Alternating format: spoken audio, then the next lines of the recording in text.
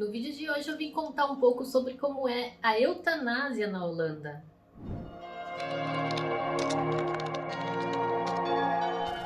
Nesse tempo que eu moro aqui, algumas pessoas já me mandaram uma reportagem que saiu na BBC em 2016 sobre um cara chamado Mark, de 41 anos. Ele tinha 41 anos quando foi feita a eutanásia nele. Mas a questão que viralizou na época foi que ele fez a eutanásia por um diagnóstico de alcoolismo que vinha de uma situação de depressão e ansiedade.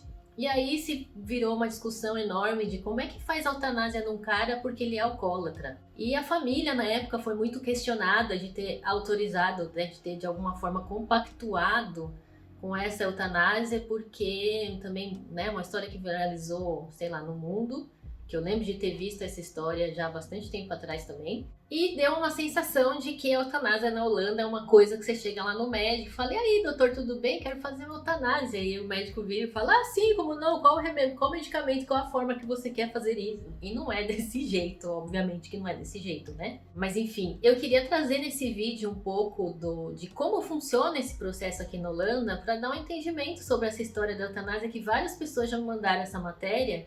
E eu achei bastante interessante. Nessa matéria tem um comentário do irmão, que eu vou ler aqui, que é o seguinte: a coisa que mais me abala agora é que, para os outros, pode parecer que a minha família e eu, e até meu irmão, fizemos isso apenas porque era conveniente. Deixa eu dizer algo para vocês, isso não é conveniente de nenhuma forma. Eu acho essa frase bastante interessante, justamente porque a hora que você entende o processo da eutanásia, você começa a entender, por exemplo, o caso desse cara, que à primeira vista pode parecer uma coisa muito trivial assim, mas na verdade, se aconteceu a eutanásia desse cara, autorizado por um médico, seguindo a lei e tudo mais, que foi o caso, é porque realmente ele tinha um sofrimento provavelmente muito grande. E é isso que eu queria. Não é uma questão de concordar ou não se ele deveria fazer ou não, porque quem sou eu para dizer? Eu não conheço o cara, não conheço a família, só conheço a história que viralizou.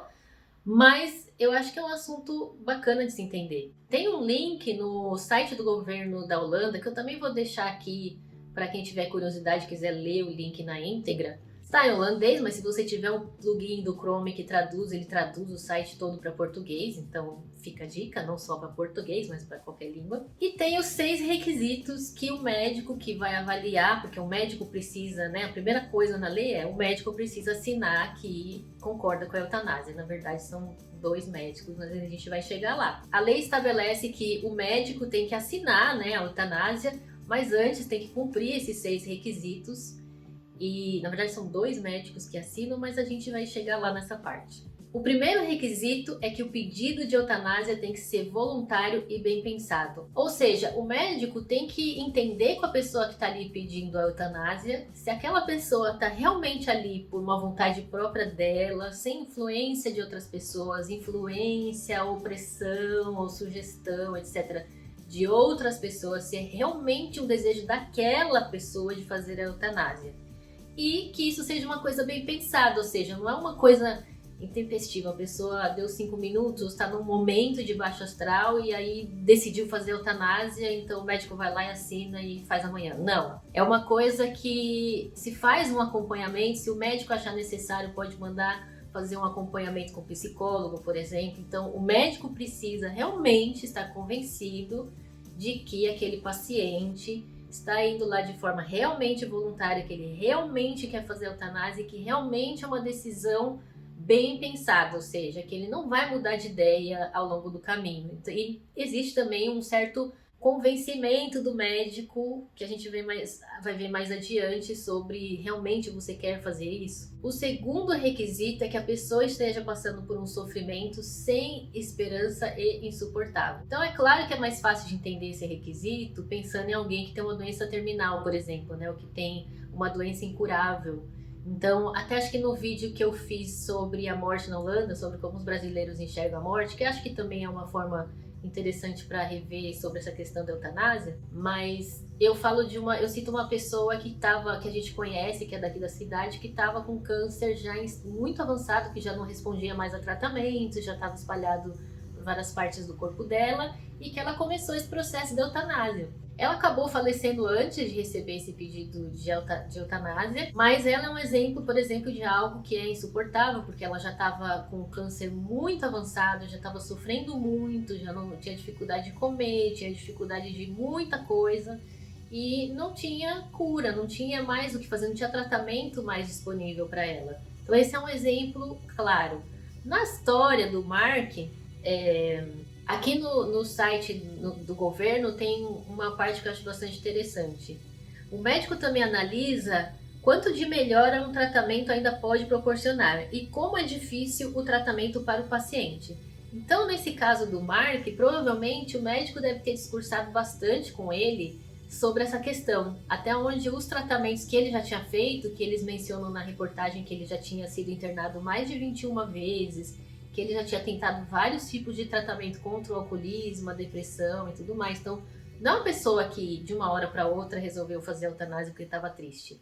É uma pessoa que tinha problemas mentais sérios, né, mentais no sentido de saúde mental, e que já tinha tentado vários tratamentos, já tinha tomado medicamento, já tinha feito internação, já tinha feito muita coisa e nada surtia resultado na vida dele. Então, acho que principalmente nessa parte, o médico desse cara deve ter trabalhado muito forte essa parte junto com ele, até realmente se esgotar essa sensação, não, né? Mas essa visão de que algum tratamento para ele surtiria efeito, ou que ainda tinha algum tratamento que funcionaria para ele ter uma qualidade de vida melhor. O terceiro requisito é informar sobre a situação e as perspectivas, ou seja, o médico tem que conversar com o paciente, informar quais são as perspectivas, então se ainda tem, se a doença tem tratamento, se não tem tratamento, quando a pessoa está doente, o que pode ser feito, o que mais poderia ser feito, né, no caso lá do Mark. Ou seja, o paciente precisa estar muito bem munido de informação, isso é função do médico, sobre a doença que ele tem, a situação que ele está vivenciando, se existe algum outro tratamento, se existe alguma outra coisa. Então, o médico não pode simplesmente ouvir a vontade do paciente e achar que tudo bem. Ele tem que realmente oferecer para o paciente todas as alternativas possíveis e tentar junto com o paciente todas as alternativas possíveis, né? Então tem que ficar isso muito, ele tem que esclarecer isso muito bem para o paciente. O quarto requisito é chegar num acordo de que não há nenhuma outra solução razoável. Então, quando tanto o paciente quanto o médico chegam à conclusão de que não existe uma outra solução razoável, ou seja, já tentaram vários tratamentos, já tentaram outras soluções, nada está dando certo, nada está funcionando, não encontramos outras saídas, chega-se nesse momento de consenso, não só do paciente, porque não pode ser baseado somente na vontade do paciente, também tem que ser baseado na percepção do médico, dentro de tudo aquilo que ele está trabalhando ali com o paciente. Então a gente volta lá no outro requisito, que tem que ser algo bem pensado. Esse algo bem pensado é todo esse processo de tentar outros tratamentos, tentar outras coisas, avaliar todas as oportunidades, enfim. E aí, quando chega nesse consenso de que não há nenhuma outra solução que seja razoável, aí vai-se para o quinto requisito, que é consultar um médico independente. Ou seja, aqui na Holanda a gente normalmente tem o nosso Huisarts, que é um médico, um clínico geral, que a gente se cadastra nele, ele que cuida da gente. Então o paciente vai nesse médico e faz o pedido da eutanásia. Esse médico, quando cumpriu todos esses outros requisitos, né, os outros 4 requisitos, não tem jeito, é a única solução viável, ele vai fazer um pedido para que esse paciente seja avaliado por um segundo médico. Esse segundo médico não pode ter nenhum vínculo pessoal, nem com o médico, nem com o primeiro médico, nem com o paciente. E aí esse segundo médico vai passar de novo todos esses requisitos para garantir que o médico número 1 seguiu todos esses requisitos, realmente todos os requisitos são válidos, ou seja, é uma decisão voluntária, foi bem pensado, todas as outras alternativas já foram tentadas, não está tendo outra solução e realmente chegou-se nesse consenso de que não há nenhuma outra solução razoável. Chegou-se à conclusão de que realmente é um caso em que a pessoa deveria ser autorizada a passar pela eutanásia. Aí, esse segundo médico, chegando a todas essas conclusões, entrevistando o paciente, analisando o histórico de forma independente, que essa é uma parte que eles frisam bastante, que esse médico tem que ser independente para ele acabar não sendo influenciado por nenhuma das duas partes, é realmente uma visão de fora. Aí ele, junto com o médico número 1, assinam a eutanásia para a pessoa. E aí a pessoa passa para o requisito, que seria o 6, que é realmente a execução da eutanásia. Que de uma maneira geral tem inclusive as regras de como fazer, porque na Holanda tudo tem regra, então tem os protocolos que podem ser utilizados, os medicamentos que podem ser utilizados, normalmente tem um farmacêutico e tem o médico, tem toda a descrição dessas coisas, e que aqui tudo é reguladinho, isso aí mais ainda, porque é uma questão muito séria, né?